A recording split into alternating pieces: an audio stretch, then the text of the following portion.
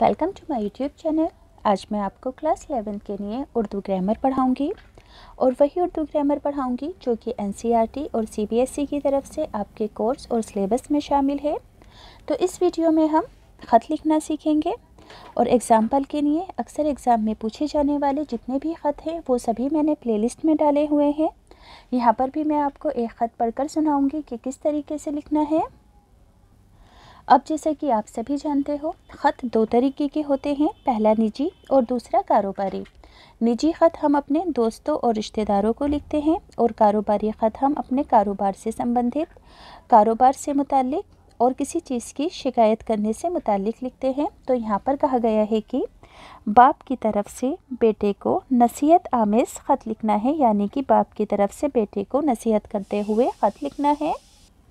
तो सबसे पहले क्या लिखोगे, एड्रेस लिखना होता है। फिर अगली लाइन में डेट लिखोगे और डेट के अंदर मंथ नेम हमेशा स्पेलिंग में लिखोगे, जैसे कि मैंने यहाँ पर दिसंबर की स्पेलिंग लिखी है, ना कि डिजिट में लिखी है। फिर अगली लाइन में लिखना ज़रूरी होता है इम्तिहान हॉल। इतनी बात समझ में आ गई। फिर थोड़ा सा स्पेस देकर क्या लिखोगे कि मेरे प्यारे बेटे सहेल, दुआ और प्यार लिखोगे। तुम अच्छी तरह जानते हो कि मैंने तुम्हारा मुस्तकबिल बनाने और संवारने की गरज से तुम्हें अपने से जुदा करके अलीगढ़ तालीम के लिए भेजा है।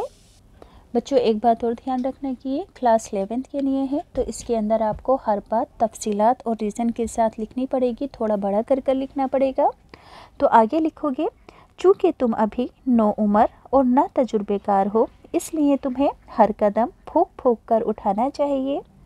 मेरी बातों को अपनी ज़िंदगी का दस्तूरुल अमल बना लोगे तो कभी नाकामयाब नहीं होगे। या तो ये लिख दो कि मेरी बातों को अगर अपनी ज़िंदगी में शामिल कर लोगे तो कभी नाकामयाब नहीं होगे। पहली बात यह है कि तुमको बुरी सोहबत से परहेज़ करना चाहिए।